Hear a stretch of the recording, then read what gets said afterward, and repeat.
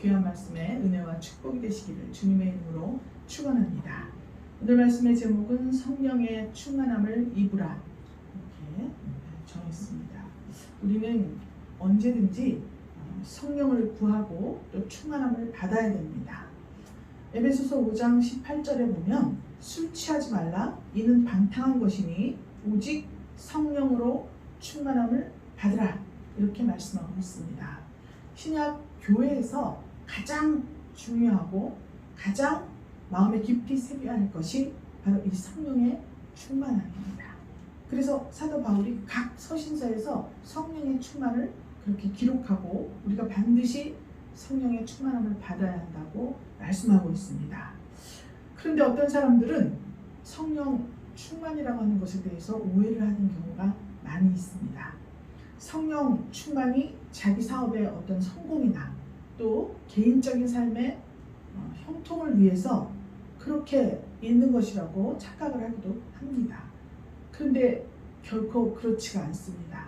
그래서 오늘 우리가 성령 충만이 무엇인지를 확실히 알아야 합니다. 보통 이 누가복음 본문은 성탄절에 많이 해요. 예수님 나실 때 미리 세례요한 6달 전에 나게 하셨죠. 그래서 외치는 자의 소리, 주님 오실 길을 예배하는 자 이렇게 해서 성탄절에 우리 교회에서 많이 했습니다. 그런데 오늘 우리가 새로운 예배당으로 이렇게 이전을 하고 하나님께 받은 소명이 땅끝까지 전파입니다.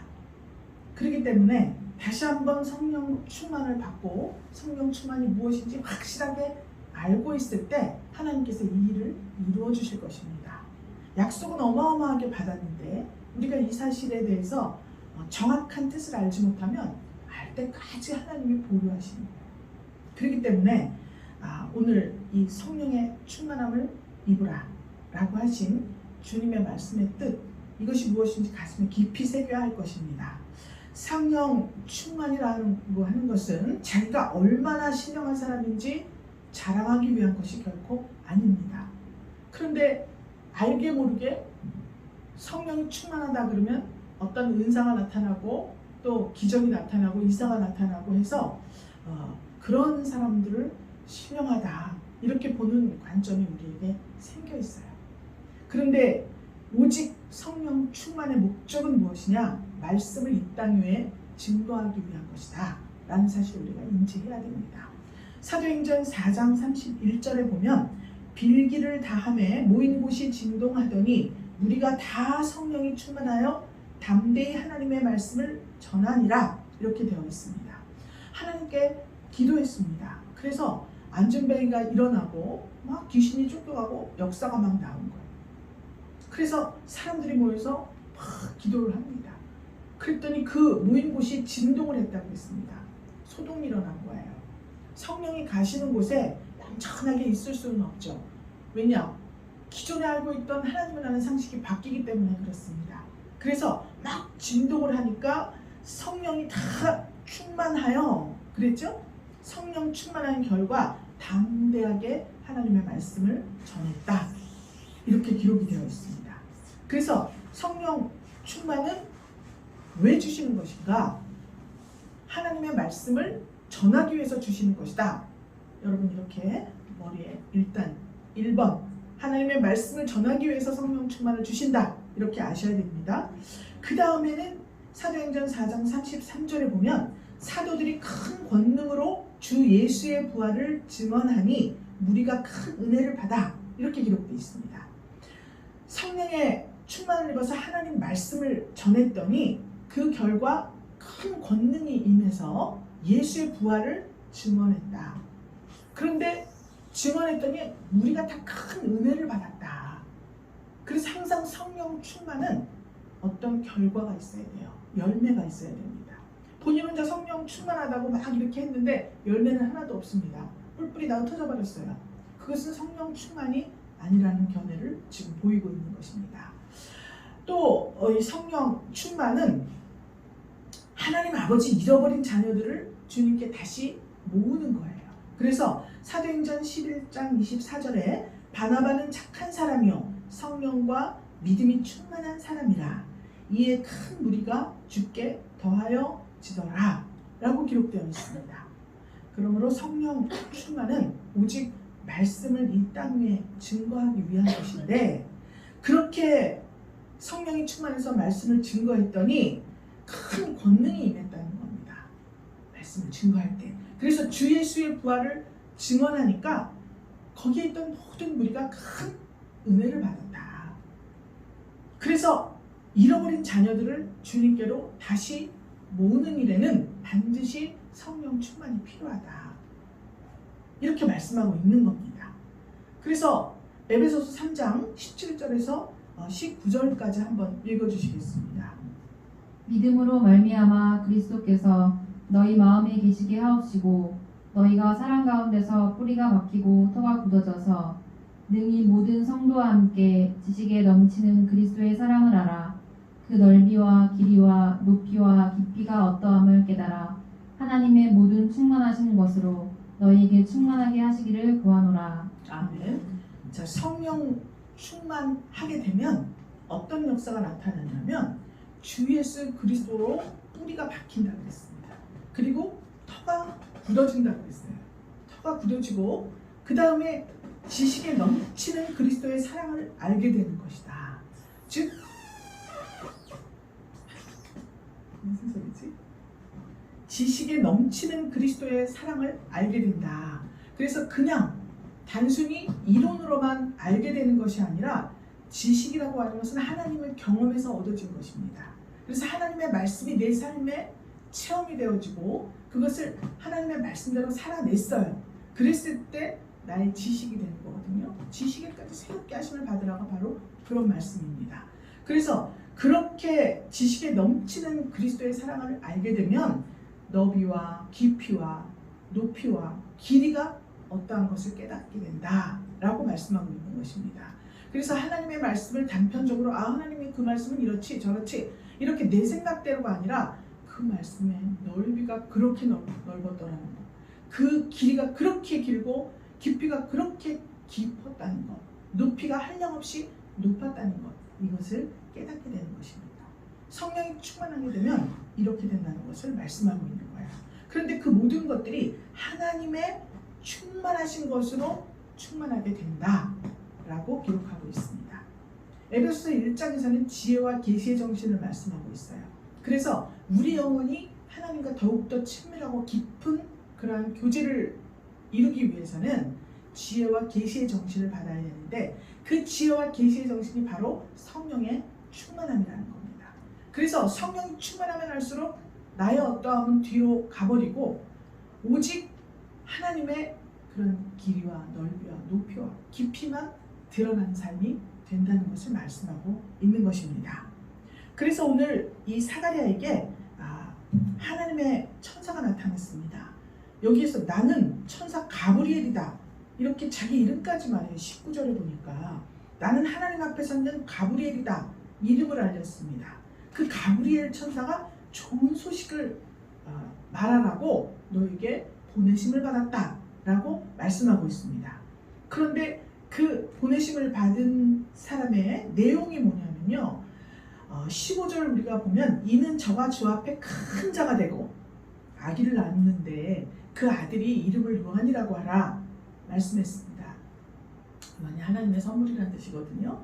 그런데 하나님의 선물을 주시는데 너도 기쁘고 많은 사람도 기뻐할 것이다 라고 말하는 것입니다. 여러분, 우리 교회가 생겼을 때 여러분 우리 기쁘죠? 우리도 기쁘지만 남도 기뻐해야 됩니다. 그래서 많은 사람이 그의 남을 기뻐하리니 그러한 세례 요한이 태어날 것인데 그는 어떠한 자냐면 15절 보니까 주 앞에 큰 자가 된다. 그리고 포도주나 소주 마시지 않고 모태로부터 뭐래요? 성령의 충만함을 입어라고 기록되어 있습니다. 그러니까 모태로부터 성령의 충만함을 받았다. 그 이유가 뭐냐? 이스라엘 자손을 주님 곧 저희 하나님께로 많이 돌아오게 하겠음이니라 라고 기록되어 있습니다. 있습니까? 네. 성령의 충만함을 받은 이유, 이것은 하나님의 자손을 다 돌아오게 하기 위해서 한 사람을 택해서 성령의 충만함을 주셨다는 것입니다. 그래서 유일한 우리 성령 충만함의 목적이 뭐냐? 하나님의 잃어버린 양떼를 하나님께로 돌아오게 하는 것이다 라고 생각하면 되겠습니다. 하나님께서는 자식 잃은 부모 자나깨나 자식 되찾을 공리뿐입니다. 어린 자녀를 잃은 부모들이 전단지를 마련하고 온 전국 방방곡곡을 헤매이는 모습을 우리가 자주 보게 됩니다.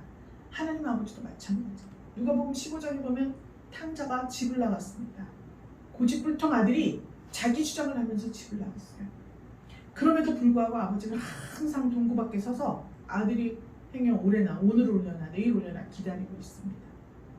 이것이 아버지의 마음이에요. 그 아버지의 마음을 돌아오게 하는데 역할을 한 것이 뭐냐? 성령의 감동이에요. 성령의 충만입니다. 고집불통 아들이 자기 마음대로 살았습니다. 자기가 왕노릇하면서 살았어요.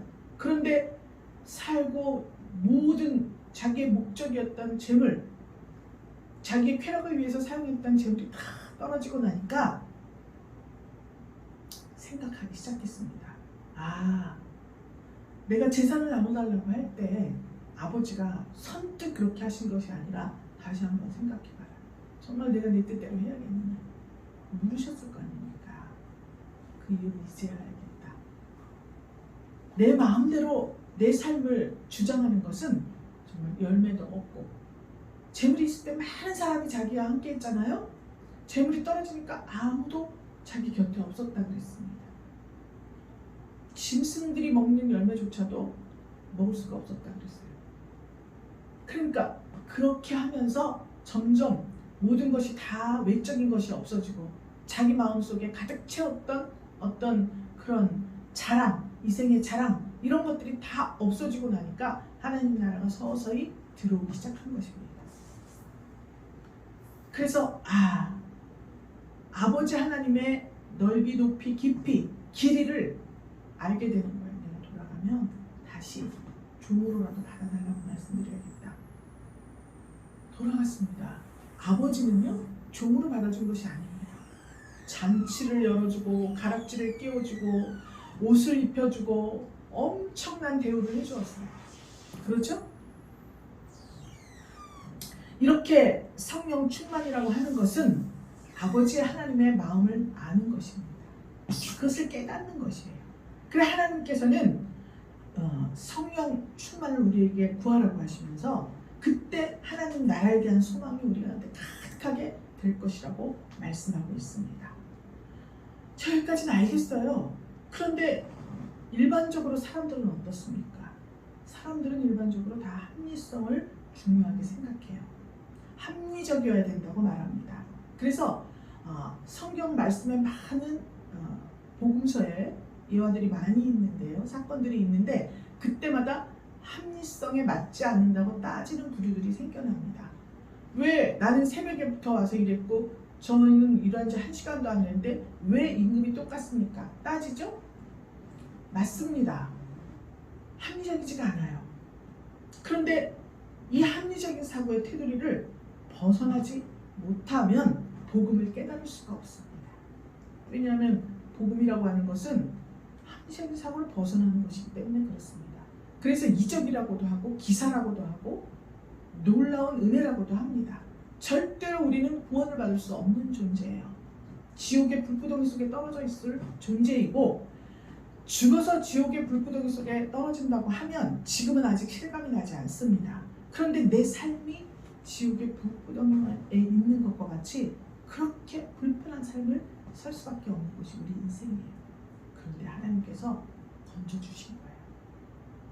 우리가 잘나서 그런 것도 아니고 우리가 뭘 어떻게 해서 그런 것도 아니고 값없이 그렇게 우리에게 주신 것입니다. 사람들이 믿을 수가 없어요. 이 세상은 반드시 무엇을 주면 무언가를 받게 되어 있습니다. 그래서 항상 거래를 해야 돼요. 나 이런 것 좀 부탁할게. 그럼 넌 나한테 뭐 해줄 건데? 당연한 거예요. 그런데 하나님께서 정말 우리 주 예수 그리스도를 값없이 그냥 우리에게 주신 거예요. 그래서 그냥 믿으면 천국 가게 해주겠다. 하나님의 백성이 되게 해주겠다. 구원을 얻게 해주겠다. 말씀을 하신 거예요. 그러니까 믿을 수가 없습니다. 우리 머릿속에는 합리적인 사고가 가득하거든요. 그렇기 때문에 절대로 그런 일은 있을 수가 없다 라고 생각하는 것이 이 세상을 살아가고 있는 사람들의 정상적인 사고방식이에요. 그런데 복음이라고 하는 것, 좋은 소식이라고 하는 것은 이렇게 하나님께서 그냥 주시는 거예요. 합리적인 사고를 초월하는 거예요. 그렇기 때문에 복음이라는 겁니다. 그래서 사가랴가 그 복음을 믿지 못했어요. 8절에 보니까 반년 차례대로 제사장의 직무를 행할세 그랬습니다. 사가랴가 무슨 특별 집회를 하고 특별 새벽 기도를 하고 무슨 특별 무슨 부회를 하고 이때가 아니에요. 그냥 묵묵히 자기가 감당할 차례 늘 하던 대로 했습니다. 하던 대로. 그런데 그때 하나님의 사자가 향단 우편에 탁 서 있는 거예요. 그러니까 사가랴가 너무 놀라고 무서워했습니다. 그러면서 아들을 주겠다고 그렇게 말씀을 한 거예요. 그런데 이 사가랴가 18절에 보니까 천사한테 말합니다. 내가 이걸 어떻게 알겠습니까? 하나님의 일을 알지 못한다는 거예요. 그리고 내가 늙고 아내도 나이 많으니이다 그랬습니다. 절대 불가능한 일이라고 천사에게 말하고 있죠. 천사가 말합니다. 나는 하나님 앞에 섰는 가브리엘이다. 이 좋은 소식을 전해서 내게 말하라고 보내심을 입었다. 복음이라고 말하고 있습니다. 사가랴는 그 복음을 받지를 못해요. 그럼 왜 그렇습니까? 복음을 향해서 마음의 문을 열지 못하고 있기 때문에 그렇습니다. 다윗이 시편 25편에서 말하는 문들아 24편인가? 문들아 머리를 들지어다. 문들아 열릴지어다. 영광의 왕이 들어가시리로다 라고 선포했습니다. 많은 사람들이 우리 안에 들어오려는 그런 예수 그리스도를 들어오시지 못하게 문을 닫고 있다는 사실을 알고 있어야 합니다. 자기 마음의 문을 닫은 사람은 예수 그리스도를 왕으로 모시는 사람이 아니라 자기 자신이 왕이 돼 있는 거예요. 자기가 왕인데 만왕의 왕이 어떻게 들어오실 수가 있겠습니까? 자기를 왕으로 모시는 사람은 예수님께서 십자가에 죽으셨습니다. 그리고 부활하셨어요. 그리고 그리스도의 직분을 받으셨습니다. 그 우리에게 성령으로 다시 오신 거예요. 그런데 그 예수 그리스도를 결코 왕으로 인정하지 않는다는 것입니다. 사람의 심정은 정말 내가 왕이다 그러고 눈앞에 있어야 그 사람에게 순종하고 복종하고 충성하려고 마음을 먹게 되어 있습니다. 구조가. 그런데 보이지 않는 그리스도, 보이지 않는 성령께서 내 왕으로 오신다고 하니 믿을 수가 없는 거예요. 보이지를 않으니까. 그래서 인정하지 못하는 겁니다. 이 마음의 문을 불신자들만 닫는 것이 아니에요. 믿는 그리스도인들이 마음의 문을 닫을 때가 더 많습니다. 이제껏 내가 알고 있던 예수, 그러나 여러분 우리가 신앙생활을 해봐서 알지 않습니까? 어제 내가 알고 있던 예수, 오늘 내가 알고 있던 예수가 다릅니다. 더 깊어지고 더 넓어지고 더 높아져요. 길이도 더 길어요. 작년에 알고 있던 예수 그리스도 지금 생각해보니까 지금은 아주 작년에 알고 있던 그 예수님보다 더 예수님에 대해서 많은 것을 알게 되지 않았습니까? 그런데 그것은 저절로 가만히 있는데 그렇게 깨달아지는 게 아니에요. 하나님께서는 여러 가지 환경을 통해서 예수를 알려주는 거예요. 그래서 어제까지는 깨닫지 못했는데 오늘 우리에게 펼쳐진 환경 때문에 더 예수님과 깊은 교제 속으로 들어갈 수가 있게 됐다는 것이죠. 이걸 깨달아야 되는 거예요. 그런데 마음의 문을 닫고 있다면 이렇게 성장 발육이 되지 않는다는 것을 말씀하고 있는 것입니다. 창세기 18장 2절에 보면 아브라함이 장막문 앞에 앉아 있었습니다. 그런데 저쪽에서 사람 셋이 오는 거예요. 그래서 장막문 앞에 이렇게 있다가 그 시대에는 나그네를 대접하는 그런 풍습이 있다고 그랬죠. 그래서 이렇게 보니까 사람 셋이 지나가는 거예요. 얼른 일어나서 장막문에서 달려나가 영접하며 몸을 땅에 굽혔다. 이렇게 기록이 되어 있습니다. 빨리 가서 그냥 가지 마시고 여기 와서 잠깐 목도 축이고 발도 씻으시고 제가 음식을 준비할 테니 좀 드시고 하십시오. 이렇게 말을 합니다. 마음의 문을 활짝 열어놓는 것입니다. 지나가는 사람 그런가 보다 하면 그만이에요. 그런데 사람으로 왔지만 하나님으로 대접할 마음의 문이 활짝 열려져 있는 것입니다. 자기의 관점을 버린 거예요. 왜 이러지?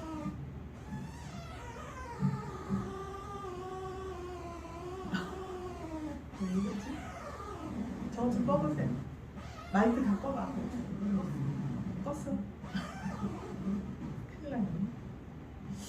그래서 주님께서는 라오디게아 교회에 보내는 편지에서 이런 말씀을 하셨습니다. 볼지어다 내가 문 밖에 서서 두드리노니 누구든지 내 음성을 듣고 문을 열면 내가 그에게로 들어가 그와 더불어 먹고 그는 나와 더불어 먹으리라 라고 말씀하셨습니다. 여러분, 사실 누군가와 같이 앉아서 먹는다는 것은 친밀함을 뜻합니다. 가족 아니면 친구예요. 그래, 친구하고 같이 식사하면요 마음이 편안합니다. 가족에게 하지 못하는 말도 친구에게는 다 할 수가 있어요. 그런데 하나님께서 문을 열면 내가 너하고 더불어 먹고 더불어 먹겠다 라고 말씀을 하시는 거예요. 주님께서 먹는다고 하는 것은 자나깨나 하나님의 말씀입니다. 양식을 말하는 영의 양식. 그래서 그 영의 양식을 더불어서 먹고 마신다. 즉 주님이 함께 하신다는 거예요. 성령으로 열어 보여주신 말씀을 주겠다는 말씀이거든요. 그런데 마음의 문을 철통같이 닫고 2021년 10월 3일에 알았던 그 예수를 내일은 여러분 다른 예수가 여러분도 찾아올 수 있습니다. 그것보다 더 깊고 높고 높은 그런 하나님의 마음을 가진 그런 말씀이 우리에게 올 수 있어요. 아니야, 내가 하는 것은 여기까지야. 마음의 문에 아주 철빗장을, 쇠빗장을, 높빗장을 그렇게 잠그고 있는 거예요. 그러니까 발전을 못합니다. 여러분, 초등학교 졸업하면 어디 가야 돼요? 중학교 가야 돼요. 중학교 졸업하면 고등학교 가야 되고요. 고등학교 졸업하면 대학교, 대학교 졸업하면 사회로 나가야 합니다. 그런데 나는 영원히 중학교만 다닐 거야. 그리고 문빗장을 담가놓으면 그가 갈 곳은 저 사회나 이런 곳이 아니라 어떤 시설로 가야 돼요. 더 이상 성장을 하지 못하니까. 몸은 커지는데 정신 상태는 중학생이 되어 있는 건 아닙니까? 그러니까 시설로 가야죠. 시설에서는 여러 가지 규제가 있습니다.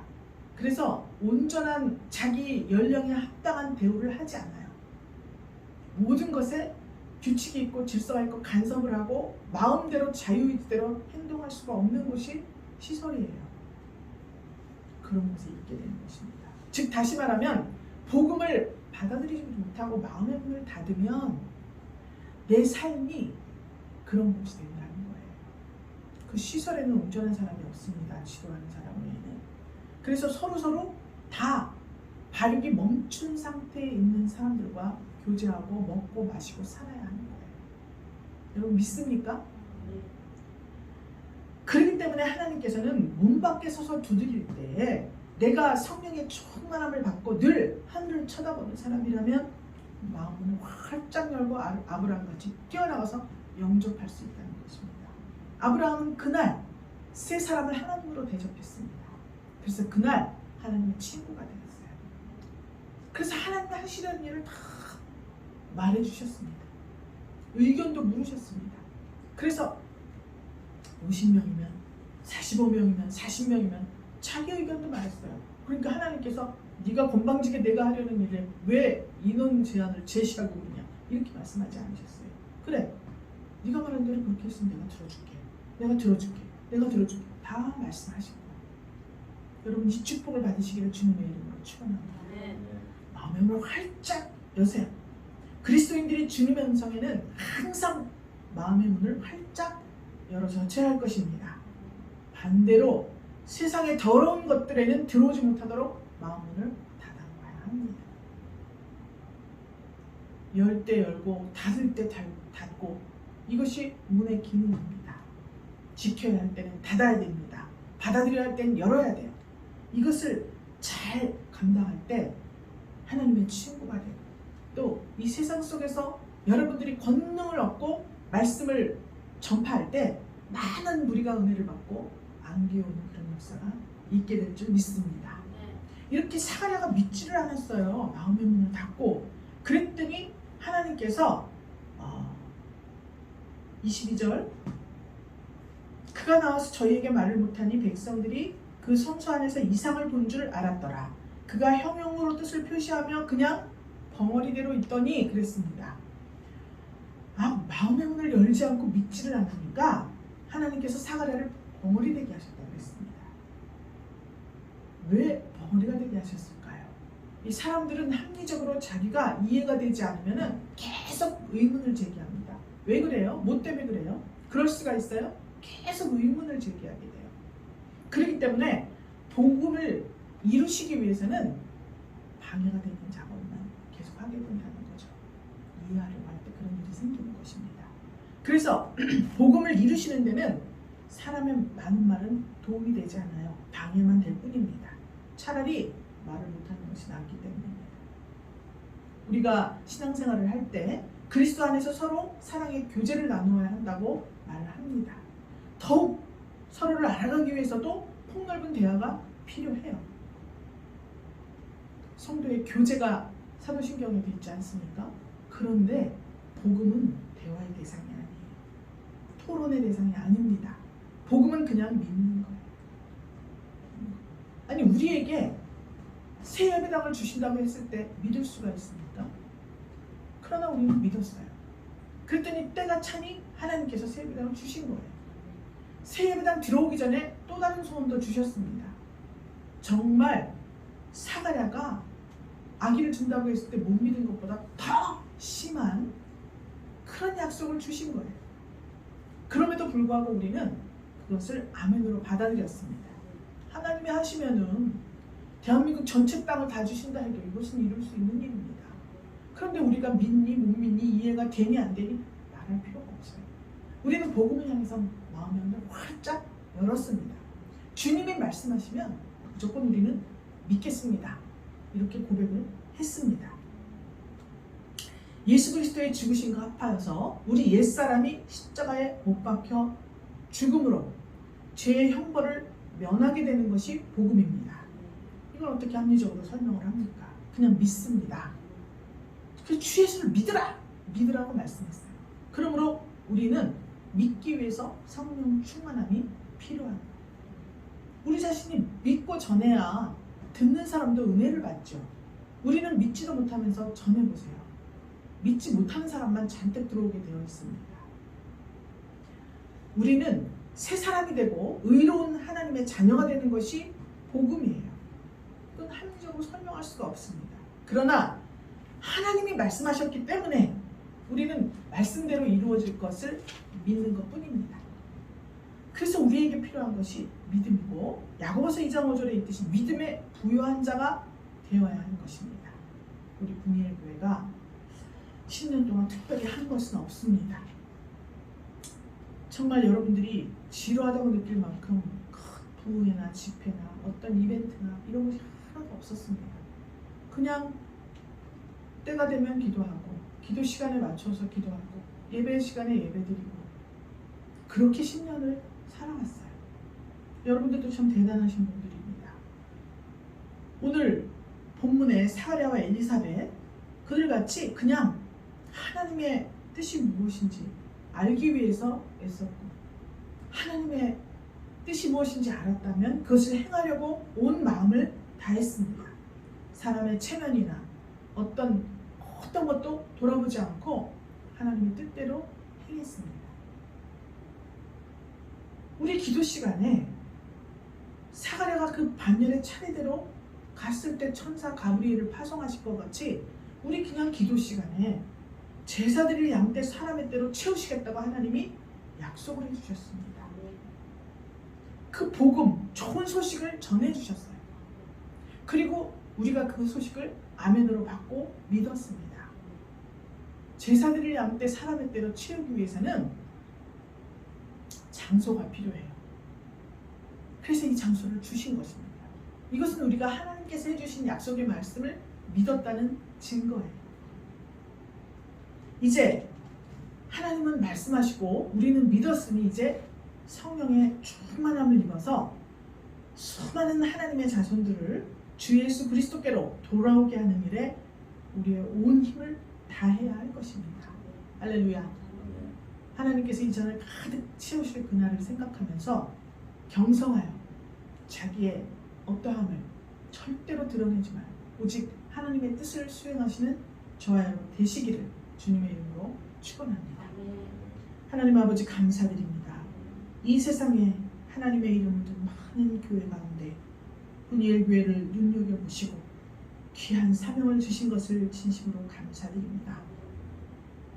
우리 분이엘 권석들은 한마음으로 믿고 진정한 예배자로 서게 하시고 나아가 성령 충만한 전도자로 사용하여 주시기를 간절히 축복합니다. 주님께서 하신 일을 기대하며 거룩하신 예수 그리스도 이름으로 기도드립니다.